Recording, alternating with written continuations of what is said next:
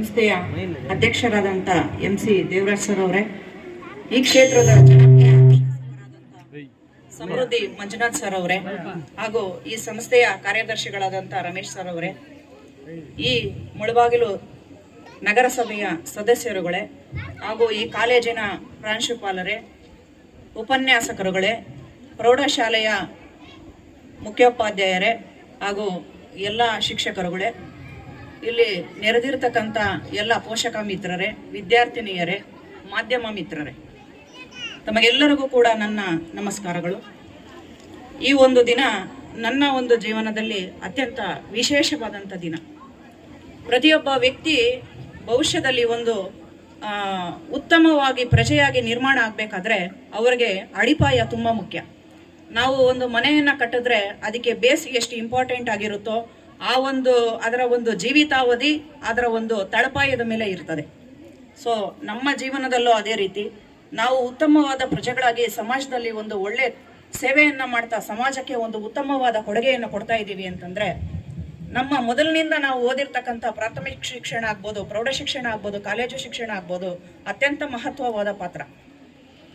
ಉತ್ತಮವಾದಂಥ ಅಡಿಪಾಯ ಸಿಕ್ಕಿದ್ದೇ ಆದರೆ ಉತ್ತಮವಾದಂಥ ಭವಿಷ್ಯ ರೂಪುಗೊಳ್ಳುತ್ತೆ.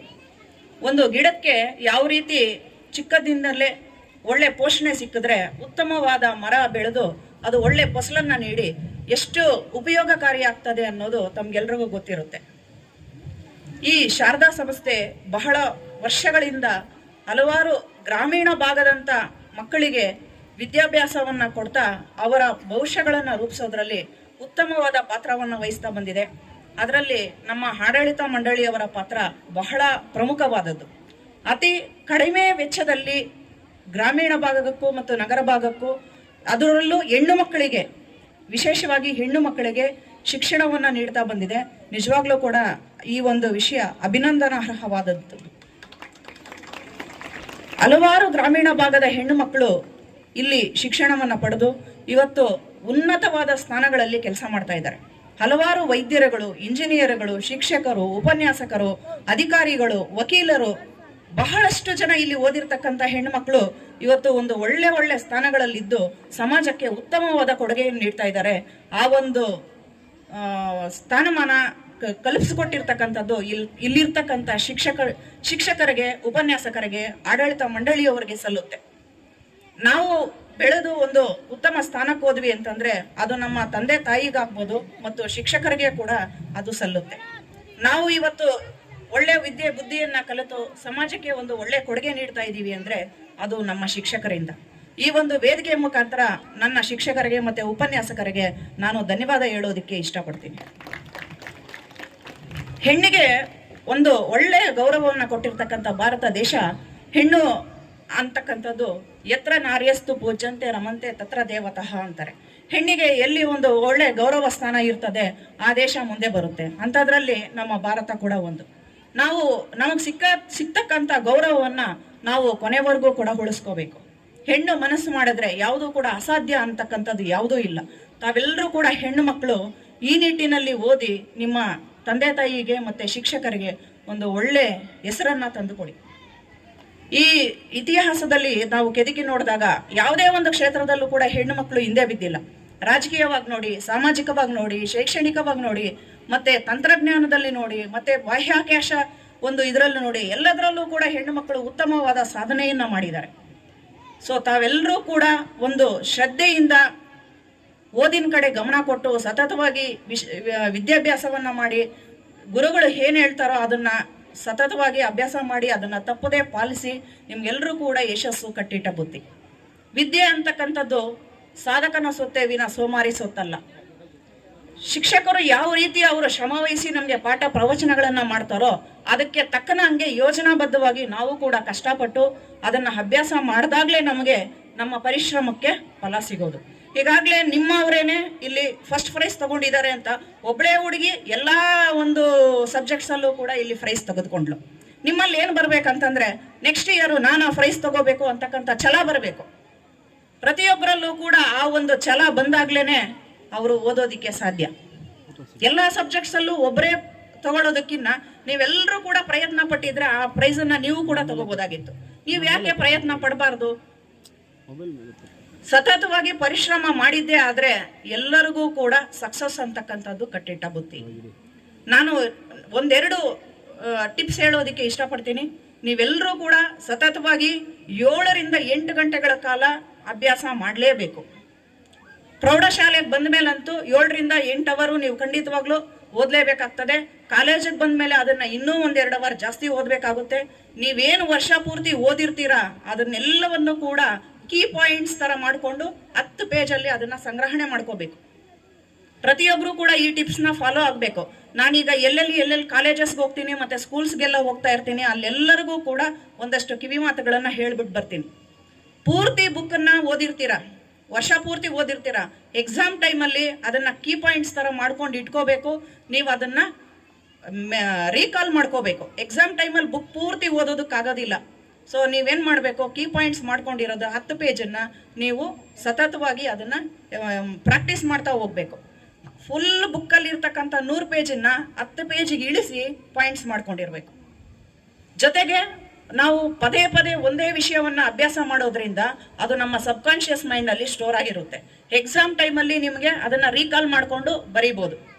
ಸೊ ನೀವು ಹೆಚ್ಚಾಗಿ ಓದ್ತಾ ಇರ್ತೀರಾ, ಬರೆಯೋದ್ರ ಕಡೆ ಕಾನ್ಸಂಟ್ರೇಷನ್ ಮಾಡೋದಿಲ್ಲ. ಹೆಚ್ಚಾಗಿ ಓದಿ ಬರೀ ಸ್ಟೋರ್ ಮಾಡ್ಕೊಳ್ಳೋದನ್ನು ಬಿಟ್ಟು ನಿಮ್ಮ ಮೈಂಡಲ್ಲಿರ್ತಕ್ಕಂಥದ್ದನ್ನು ನೋಡದೆ 1-2 ಅವರು ರೈಟಿಂಗ್ ಪ್ರಾಕ್ಟೀಸ್ ಮಾಡಬೇಕು. ಬರೀ ಓದೋದನ್ನ ನೀವು 6 ಅವರ್ ಮಾಡಿದ್ರೆ 2 hours per day 2 hours continuous ಅದನ್ನು ಬರೀಬೇಕು.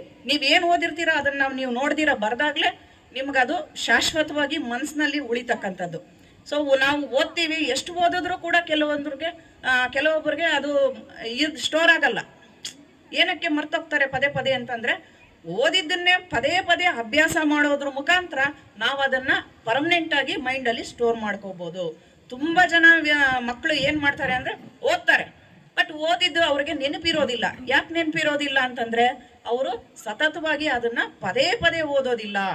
ಒಂದು ಸಾರಿ ಓದಿ ಮತ್ತೆ ಓದೋದೇ ಇಲ್ಲ. ಎಕ್ಸಾಮ್ ಟೈಮಲ್ಲಿ ಮಾತ್ರ ಓದಿದಾಗ ಅದು ನಿಮ್ಮಲ್ಲಿ ಇರೋದಿಲ್ಲ, ಸ್ಟೋರ್ ಆಗಿರೋದಿಲ್ಲ. ಸೊ ನಾನೇನು ಹೇಳೋದು ಅಂತಂದರೆ, ಎಲ್ಲ ಸಬ್ಜೆಕ್ಟ್ಸ್ಗೂ ಕೂಡ ಸಮನಾದಂಥ ಪ್ರಾತಿನಿಧ್ಯತೆ ಕೊಡಬೇಕು. ನನಗೆ ಮ್ಯಾಥ್ಸ್ ಇಷ್ಟ ಅಂತ ಬರೀ ಮ್ಯಾಥ್ಸೇ ಮಾಡಬಾರ್ದು, ಸೈನ್ಸ್ ಇಷ್ಟ ಅಂತ ಬರೀ ಸೈನ್ಸೇ ಓದಬಾರ್ದು. ಎಲ್ಲ ಸಬ್ಜೆಕ್ಟ್ಸ್ಗೂ ಕೂಡ ಮಿನಿಮಮ್ 1 ಅವರ್ ಪರ್ ಡೇ ಪ್ರತಿದಿನ ಎಲ್ಲ ಸಬ್ಜೆಕ್ಟ್ಸು ಓದಬೇಕು. ಎಲ್ಲ ಸಬ್ಜೆಕ್ಟ್ಸ್ನು ಕೂಡ ಅರ್ಧ ಗಂಟೆ ಬರೀಬೇಕು. ಹಿಂಗೆ ಮಾಡ್ತಾ ಹೋದಾಗ ಪ್ರತಿಯೊಬ್ಬರಿಗೂ ಕೂಡ 100% ರಿಸಲ್ಟ್ ಪಡೆಯೋದಕ್ಕೆ ಸಾಧ್ಯ ಆಗುತ್ತೆ. ನೀವು ಓದ್ತಕ್ಕಂಥ ಶೈಲಿನ ಬದಲಾವಣೆ ಮಾಡ್ಕೋಬೇಕು. ಬೆಳಿಗ್ಗೆ ಹೊತ್ತು 4 ಗಂಟೆ 4:15 ಮುಂಜಾನೆ ಸಮಯದಲ್ಲಿ 3 ಅವರ್ ಓದಬೇಕು. ಸಂಜೆ ಹೊತ್ತು 4 ಅವರ್ ಓದಬೇಕು. ಹೀಗೆ ನೀವು ಟೈಮ್ ಅಡ್ಜಸ್ಟ್ ಮಾಡಿಕೊಂಡು 8 ಅವರ್, ಮಿನಿಮಮ್ 8 ಅವರ್ಸ್. ಅದ್ರ ಮೇಲೆ ನಾವು ಇನ್ನೂ 15 ಅವರ್ ಓದ್ತೀವಿ ಅಂದರೆ ವೆಲ್ ಆ್ಯಂಡ್ ಗುಡ್, ಓದಿ, ತೊಂದರೆ ಇಲ್ಲ.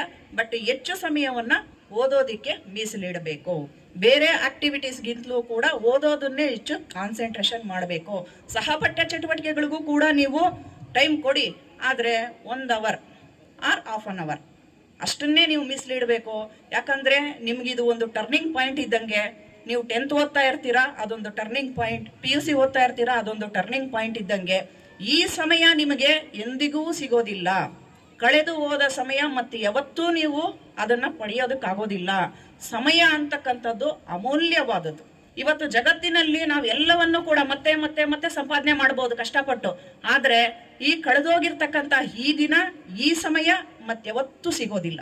ನಾನು ಎಲ್ಲ ಹೆಣ್ಣುಮಕ್ಕಳಿಗೂ ಕೂಡ ನನ್ನ ಸಹೋದರಿಯರಿದ್ದಾಗೆ ನಾನು ಹೇಳ್ತಕ್ಕಂಥದ್ದು ಒಂದು ಕಿವಿ ಮಾತು ಏನಂತಂದರೆ, ನಿಮಗೆ ಕೊಟ್ಟಿರ್ತಕ್ಕಂಥ ಒಂದು ಸದಾವಕಾಶ ಇದು.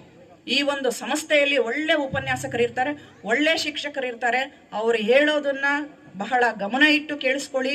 ನಿಮಗೆ ಸಿಕ್ಕಿರ್ತಕ್ಕಂಥ ಸಮಯನ ವ್ಯರ್ಥ ಮಾಡಬೇಡ್ರಿ. ಯಾವುದೇ ಕಾರಣಕ್ಕೂ ಕೂಡ ಬಹಳ ಅಮೂಲ್ಯವಾದ ಕ್ಷಣಗಳನ್ನು ನೀವು ಉಪಯೋಗಿಸ್ಕೊಂಡಿದ್ದೇ ಆದರೆ ಮುಂದಕ್ಕೆ ನಿಜವಾಗ್ಲೂ ಕೂಡ ನೀವು ಸಮಾಜದಲ್ಲಿ ಒಂದು ಉತ್ತಮ ಪ್ರತಿಭೆಗಳಾಗ್ತೀರಾ ಮತ್ತು ಉತ್ತಮ ಸ್ಥಾನಮಾನವನ್ನು ಗಳಿಸ್ತೀರಾ. ನಿಮ್ಮ ತಂದೆ ತಾಯಿಗೆ ಮತ್ತು ಈ ಸಂಸ್ಥೆಯ ಶಿಕ್ಷಕರಿಗೂ ಕೂಡ ನೀವು ಒಂದು ಒಳ್ಳೆ ಹೆಸರನ್ನು ತಂದುಕೊಡ್ತೀರಾ ಅಂತ ಹೇಳ್ತಾ, ಸೊ ನನಗೆ ಸಮಯದ ಅಭಾವವಿದೆ. ಸೊ ಈಗ ಮುಂದೆ ಒಂದು ಆವಣಿಯಲ್ಲಿ ಮೀಟಿಂಗ್ ಕರೆದಿರೋದ್ರಿಂದ ನಾನು ಹೊರಡಬೇಕಾಗಿದೆ. ಇಲ್ಲಾಂದರೆ ಇನ್ನೂ ಒಂದಷ್ಟು ಮಾತಾಡ್ಬೋದಾಗಿತ್ತು. ಸೊ ಮತ್ತೆ ಯಾವಾಗಾದರೂ ನಾನು ಬಿಡುವು ಮಾಡಿಕೊಂಡು ಮತ್ತೆ ನಾನು ಇಂಥ ಫಂಕ್ಷನ್ಗಳಿಗೆ ಬಂದಾಗ ಮತ್ತಷ್ಟು ನಿಮಗೆ ವಿಷಯಗಳನ್ನು ಹೇಳಬೇಕು ಅಂತ ನನಗೆ ಅನಿಸ್ತಾ ಇದೆ. ನಾನು ಹೇಳ್ತೀನಿ ಖಂಡಿತವಾಗ್ಲೂ. ಈ ವೇದಿಕೆ ಮುಖಾಂತರ ನಾನು ಮತ್ತೊಮ್ಮೆ ನನ್ನ ಎಲ್ಲ ಉಪನ್ಯಾಸಕರಿಗೆ ಮತ್ತು ಶಿಕ್ಷಕರಿಗೆ ಈ ವೇದಿಕೆ ಮೂಲಕ ನನ್ನ ಒಂದು ಈ ಸ್ಥಾನಮಾನಕ್ಕೆ ಕಾರಣರಾಗಿರ್ತಕ್ಕಂಥ ಶಿಕ್ಷಕರಿಗೆ ಮತ್ತು ಆಡಳಿತ ಮಂಡಳಿಯವರು ಕೂಡ, ನಾನು ಓದೋವಾಗ್ಲಿಂದ ಕೂಡ ನಮ್ಮ ರಮೇಶ್ ಸರ್ ಭಾಳ ಸಾರಿ ಕ್ಲಾಸ್ಗಳಿಗೆ ಅವರೇ ವಿಸಿಟ್ ಮಾಡಿಬಿಡೋರು. ಇದೇನು ಏನು ಅಂತನ್ಬಿಟ್ಟು ತುಂಬ ಓಡಾಡ್ತಾ ಇರೋರು. ನಮಗೆ ರಮೇಶ್ ಸರು ಬಹಳ ಕಾಳಜಿಯಿಂದ ಅವರು ಈ ಒಂದು ಸಂಸ್ಥೆಯನ್ನು ನೋಡ್ಕೊತಾ ಇದ್ದಾರೆ. ಸೊ ಅವರೆಲ್ಲರಿಗೂ ಕೂಡ ಈ ವೇದಿಕೆ ಮೂಲಕ ನಾನು ವಿಶೇಷವಾದ ಒಂದು ಧನ್ಯವಾದವನ್ನು ಅರ್ಪಿಸಿ ನನ್ನ ಮಾತನ್ನು ಮುಗಿಸ್ತಾ ಇದ್ದೀನಿ.